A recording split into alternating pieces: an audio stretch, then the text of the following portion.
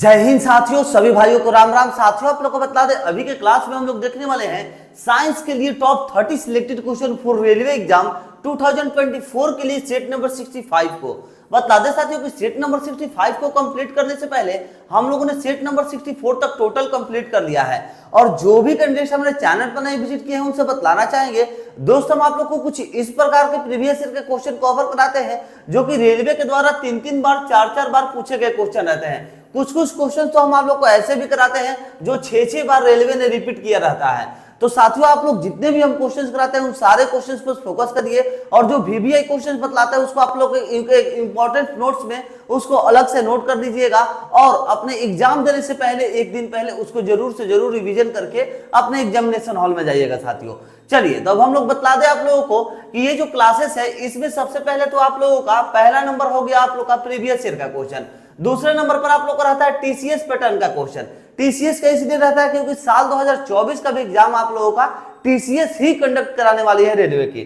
ठीक है, उसके बाद तीसरे नंबर पर आप लोग कहा जाता है एनसीईआरटी का क्वेश्चन। एनसीईआरटी का क्वेश्चन क्योंकि आप लोग का एएलपी टेक्नीशियन में सबसे ज्यादा अगर क्वेश्चन की संख्या की बात कर दे तो एनसीईआरटी से ही पूछता है। साथियों इसे आप लोग ध्यान दीजिएगा तो आप लोग को मालूम चलेगा। उसके बाद एक चौथा नंबर भी आप लोग के लिए पॉइंट रहता है, वो रहता है आप लोग का कोटा वाला क्वेश्चन। कोटा वाला क्वेश्चन कौन सा?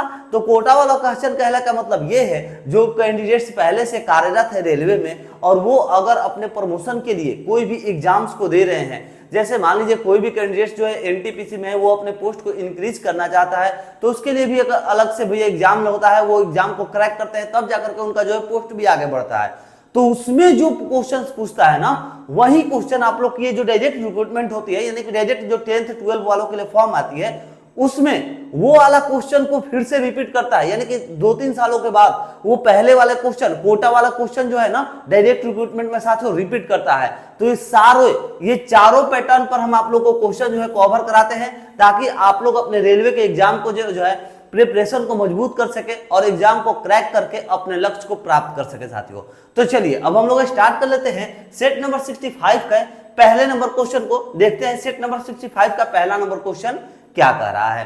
कह रहा है कि घड़ी की कुंडलित कमानी में ऊर्जा होती है। घड़ी की कुंडलित कमानी में ऊर्जा होती है। तो आइए देखते हैं राइट आंसर कौन सी ऊर्जा होती है, गतिज ऊर्जा, स्थितिज ऊर्जा, दाब ऊर्जा या फिर रासायनिक ऊर्जा। सही जवाब हो जाएगा छोटे भाइयों कि घड़ी की कुंडलित कमानी में ऊर्जा कौन सी होती है तो स्थितिज ऊर्जा होती है। Option number B is the right answer. और अगर साथियों आप लोग सेट नंबर 64 तक टोटल क्लासेस को वॉच करना चाहते हैं तो बतला दें आप लोग को इसी वीडियो के डिस्क्रिप्शन में आप लोग को हम लिंक प्रोवाइड करा दिए हैं। आप लोग जाकर के सभी भाई लोग सेट नंबर 64 तक क्लासेस को वॉच कर लीजिएगा। और जीके जीएस का भी आप लोग का सेट नंबर 20 तक टोटल कंप्लीट हो गया है। यही चारों पैटर्न पर जीके जीएस का भी आप लोग का क्लास उपलब्ध कराते हैं, तो वो भी क्लासेस का लिंक हम आप लोग को इसी वीडियो के डिस्क्रिप्शन में प्रोवाइड करा दिए हैं। आप लोग जाकर के जरूर से जरूर वॉच कर दिएगा। आप लोगों के लिए सारे क्लासेस रामबाण क्लासेस है अगर आप लोग रेलवे में किसी भी जॉब के लिए फॉर्म को फिलअप किए हैं तो। देखिए सेकंड नंबर क्वेश्चन, पेड़ की डाल पर बैठा एक बंदर अचानक जमीन की ओर नीचे गिरता है, यह डैश का एक उदाहरण है। ये अन्य भी इतने कॉम्पिटिटिव एग्जाम्स में ये क्वेश्चन पूछा हुआ है ना, मतलब एक तरह से बोल सकते हैं कि इतना ये वीवीआई क्वेश्चन है ना कि इसका कोई लिमिट ही नहीं है। रेलवे हो गया, मतलब बहुत सारे कॉम्पिटिटिव लाइन्स में आप लोग का क्वेश्चन पूछा हुआ है। आइए देखते हैं इसका सही जवाब क्या होगा। पेड़ की डाल पर बैठा एक बंदर अचानक जमीन की ओर नीचे गिरता है, यह डैश का उदाहरण है। तो यह ऊर्जा संरक्षण के नियम का उदाहरण है। साथियों ऑप्शन नंबर ए आप लोगों की सही जवाब हो जाएंगी, ऊर्जा संरक्षण का नियम।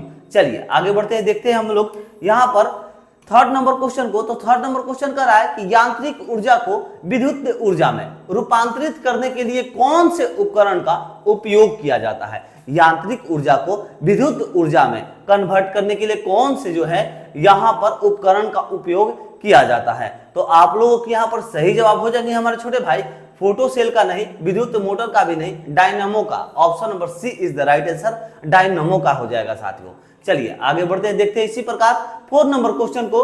कह रहा है पृथ्वी या फिर गुरुत्वाकर्षण के खिंचाव की प्रतिक्रिया में अंकुर और जड़ों में क्रमश ऊपर और नीचे की ओर होने वाली वृद्धि को क्या कहा जाता है। तो इसका आप लोगों का सही जवाब हो जाएगा हमारे छोटे भाई, क्या कहा जाता है तो गुरुत्वानुवर्तन कहा जाता है। Option number D is the right answer, गुरुत्वानुवर्तन कहा जाता है छोटे भाइयों।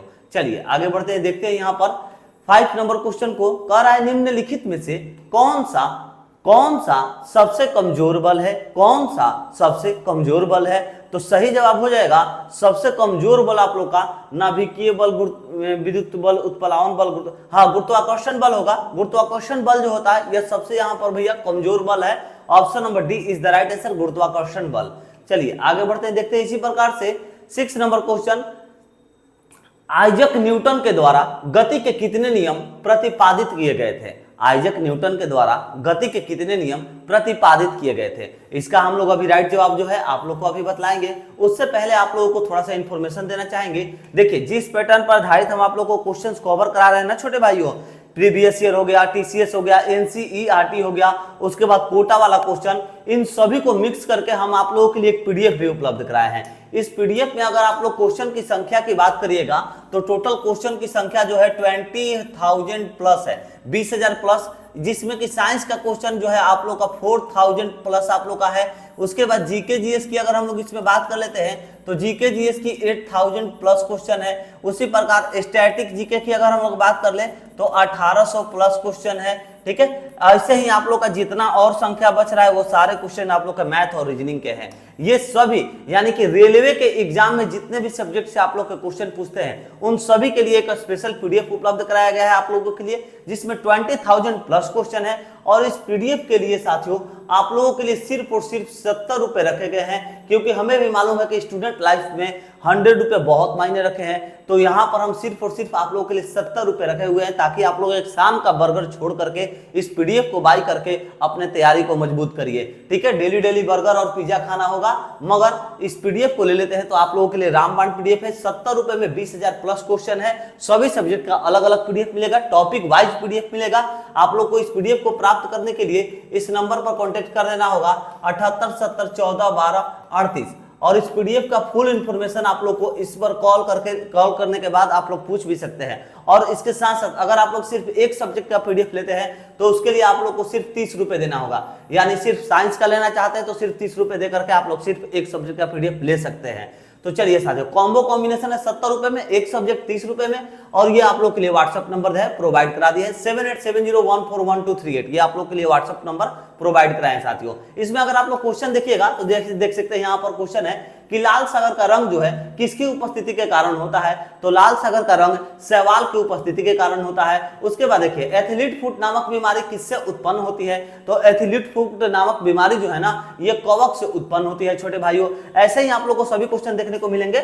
जैसे यहाँ पर है कि लिटमस किस में से निकाला जाता है, तो लिटमस लाइकेन में से निकाला जाता है। ऐसे ऐसे सिलेक्टेड क्वेश्चन जो है रेलवे बार बार रिपीट करता है। तो आप लोग से बोलेंगे भैया पीडीएफ ले लीजिएगा अगर आप लोग रेलवे का सही मायने में प्रिपरेशन कर रहे हैं और साल 2024 में इसे क्रैक करके अपने लक्ष्य को प्राप्त करना चाहते हैं।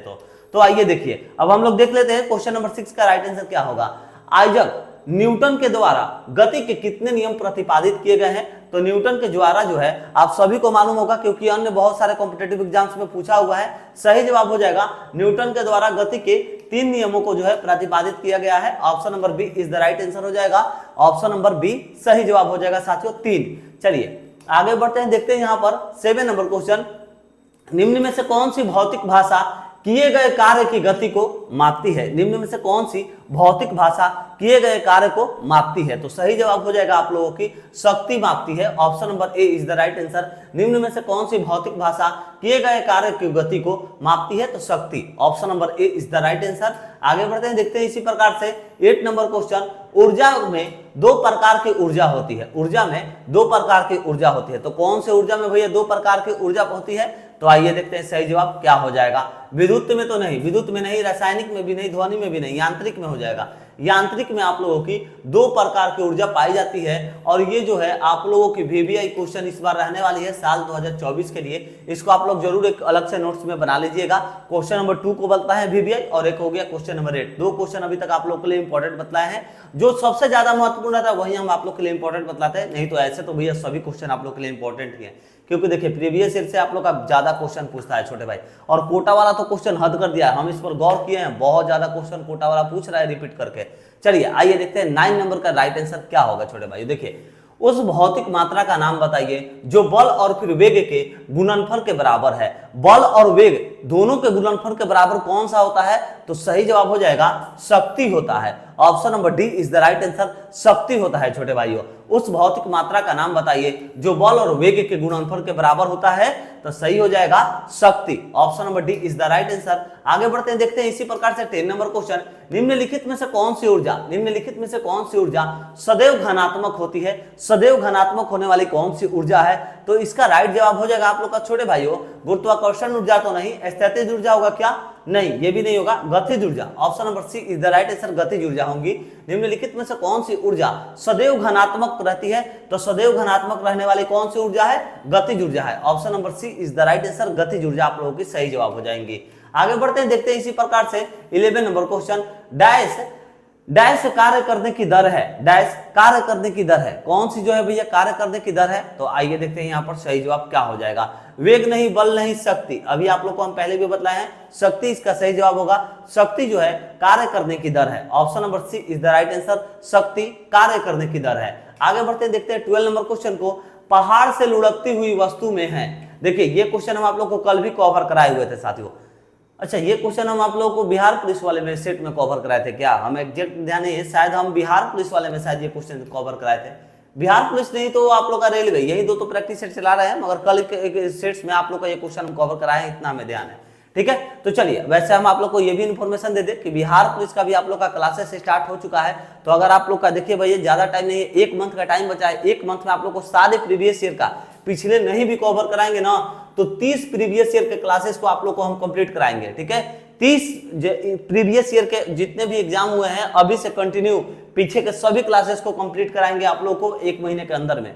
तो बिहार पुलिस में अगर आप लोग फॉर्म भरे तो उसका भी जो है प्रिपरेशन करिए। आइए चैनल के साथ जुड़िए भैया और प्रीवियस ईयर के क्वेश्चन को लगाइए और जाकर के बिहार पुलिस के एग्जाम को क्रैक करिए। चलिए आगे बढ़िए। 12 नंबर क्वेश्चन, पहाड़ से लुढ़कती हुई वस्तु में है। तो बता दें आप लोग को, पहाड़ से लुढ़कती हुई वस्तु में जो है गतिज ऊर्जा और फिर स्थितिज ऊर्जा दोनों होती है। तो यहाँ पर देखिए केवल स्थितिज ऊर्जा दिया गया है, तो यहाँ पर गतिज कहाँ गया भैया? केवल गतिज ऊर्जा यहाँ पर है, तो दोनों को मिलाकर के होगा गतिज ऊर्जा तथा स्थिति। हाँ, option number D is the right answer. ठीक है, ऑप्शन नंबर आप लोगों की डी सही जवाब हो जाएंगे। ठीक है, चलिए आगे बढ़ते हैं, देखते हैं इसी प्रकार से 30 नंबर क्वेश्चन।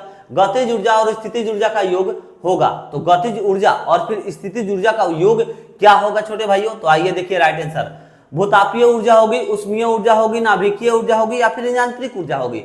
तो आप लोग को अच्छे से मालूम होना चाहिए, क्योंकि साथियों ये आप लोग के आगामी एग्जाम के पॉइंट ऑफ व्यू से बहुत अच्छा क्वेश्चन है। गतिज ऊर्जा और फिर स्थितिज ऊर्जा का योग जो है यह यांत्रिक ऊर्जा होगा। ऑप्शन नंबर डी आप लोगों की सही जवाब हो जाएंगी, यांत्रिक ऊर्जा। Option number D is the right answer. चलिए आगे बढ़ते हैं, बीबीआई क्वेश्चन है साथियों, स्क्रीनशॉट जरूर ले लीजिएगा।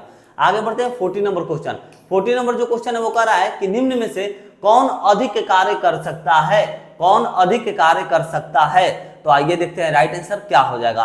देखिए साथियों, एक चलती हुई गोली, एक घूमता पहिया, तेजी से आता हुआ पत्थर, उठा हुआ हथौड़ा। तो देखिए एक चलती हुई गोली, ऑप्शन नंबर एक चली हुई गोली, option number A right answer हो जाएगी। निम्न में से कौन अधिक कार्य कर सकता है? तो एक चली हुई गोली जो है यह अधिक कार्य कर सकती है भैया। Option number A is the right answer. आगे बढ़ते हैं, देखते हैं इसी प्रकार से 50 नंबर क्वेश्चन को।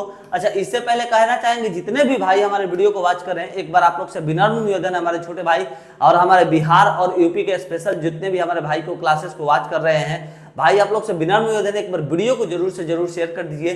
टेलीग्राम पर, व्हाट्सएप पर, इंस्टाग्राम पर, फेसबुक आईडी पर, जहां आप लोग सोशल आईडी यूज कर रहे होंगे वहां पर प्लीज एक बार वीडियो को शेयर कर दीजिए। और दोस्तों मित्रों के पास तो जरूर से जरूर शेयर करिएगा, जो भी भाई रेलवे के एग्जाम का जो है प्रिपरेशन कर रहे हैं उनके पास जरूर वीडियो को शेयर कर दीजिएगा।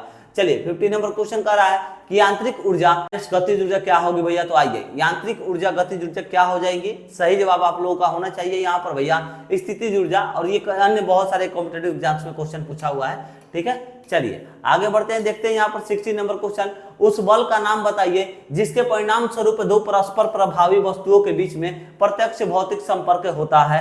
तो सही जवाब हो जाएगा आप लोग का संपर्क बल। कौन सा होगा? संपर्क बल होगा। ठीक है, उस बल का नाम बताइए जिसके परिणाम स्वरूप दो परस्पर प्रभावी वस्तुओं के बीच में प्रत्यक्ष भौतिक संपर्क होता है तो वो होता है संपर्क बल। Option number A is the right answer. आगे बढ़ते हैं, देखते हैं इसी प्रकार से 70 नंबर क्वेश्चन, निम्न में से किस राशि की इकाइयां सामान्य होती है?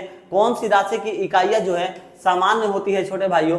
तो आप लोग की राइट आंसर हो जाएगी हमारे छोटे भाई, देखिए कार्य और फिर ऊर्जा होता है, मगर यहाँ पर कार्य और शक्ति दिया गया है, ये तो नहीं होना चाहिए, कार्य और ऊर्जा। हाँ, ऑप्शन नंबर डी में दिया गया है, ऑप्शन नंबर डी आप लोगों की सही जवाब हो जाएंगे छोटे भाइयों। निम्न में से किस राशि की इकाइयां जो है समान होती है? तो कार्य और ऊर्जा। ऑप्शन नंबर डी आप लोगों की सही जवाब हो जाएंगी। आगे बढ़ते हैं, देखते हैं हम लोग इसी प्रकार से क्वेश्चन नंबर 18 को। तो क्वेश्चन नंबर 18 हम लोग का क्या कर रहा है, इसको हम लोग देख लेते हैं। कह रहा है किसी निकाय को एक समान वृत्तीय गति के चलाने में लगने वाले आवश्यक नियत बल को डैश कहा जाता है। तो नियत बल को जो है साथियों क्या कहा जाता है? तो सही जवाब हो जाएगा आप लोगों का अभिकेंद्रीय बल कहा जाता है। Option number B is the right answer, अभिकेंद्रीय बल कहा जाता है। ध्यान दीजिएगा, किसी निकाय को एक समान वृत्तीय गति से चलाने में लगने वाला आवश्यक नियत बल को क्या कहा जाता है? तो अभिकेंद्रीय बल कहा जाता है। ऑप्शन नंबर बी आप लोगों की सही जवाब हो जाएंगे छोटे भाइयों।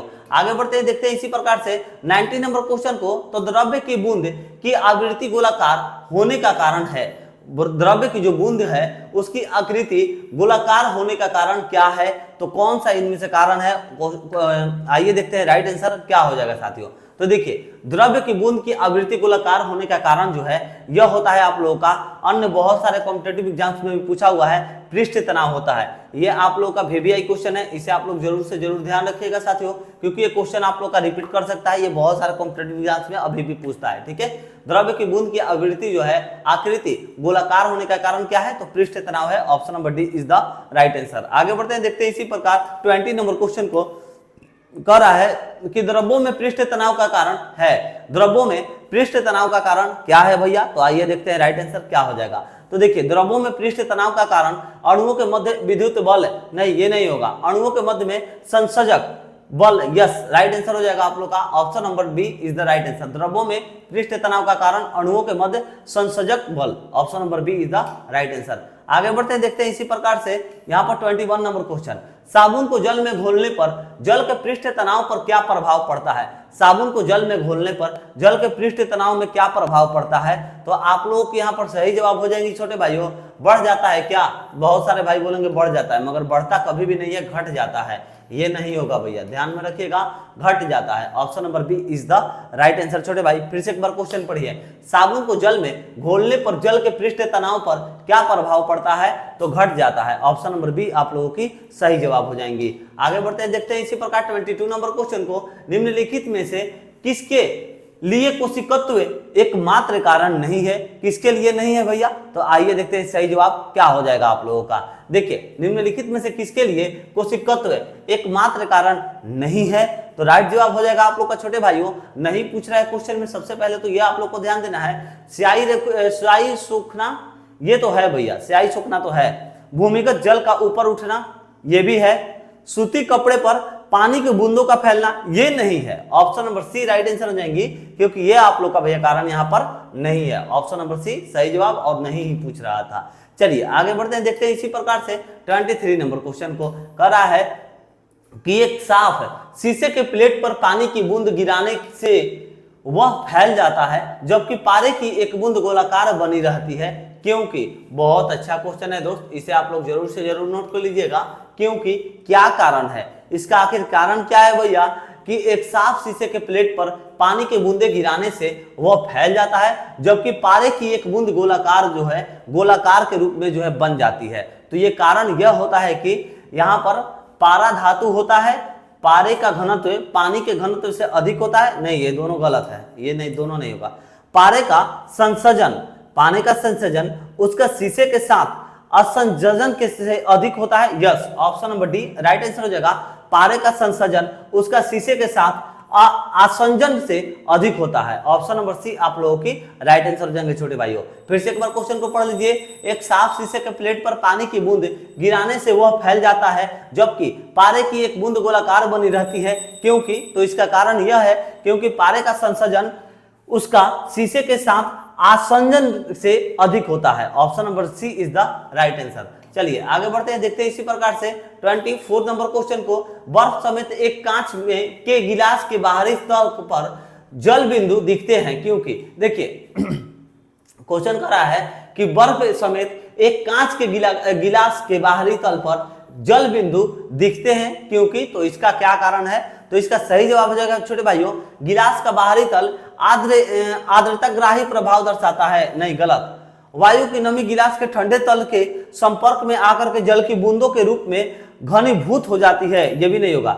गिलास की दीवार के छोटे छोटे रंध्रों से बूंदे बनकर जल बाहर निकल जाता है। यस, ऑप्शन नंबर सी आप लोगों की सही जवाब हो जाएंगे। ठीक है, ध्यान में रखिएगा कि बर्फ समेत एक कांच के गिलास के बाहरी तल पर जल बिंदु दिखते हैं क्योंकि, देखिए तो इसका सही जवाब हो जाएगा गिलास की दीवार के छोटे छोटे रंध्रों से बूंदे बनकर के जल बाहर निकल जाता है। ऑप्शन नंबर सी आप लोगों का सही जवाब होगा छोटे भाई। आगे बढ़ते हैं, देखते हैं इसी प्रकार से 25 नंबर क्वेश्चन को। कह रहा है कि स्वचालित वाहनों में प्रयुक्त द्रव्य चालित ब्रेक किसका सीधा प्रयोग है? ठीक है, स्वचालित वाहनों में प्रयुक्त द्रव्य चालित ब्रेक किसका सीधा प्रयोग है? तो आइए देखते हैं, तो इसका नियम का होगा भैया सही जवाब। तो सही जवाब हो जाएगा आप लोग का छोटे भाइयों, देखिए आर्किमिडीज के सिद्धांत का नहीं होगा, पास्कल का नियम होगा। पास्कल नियम, option number B is the right answer.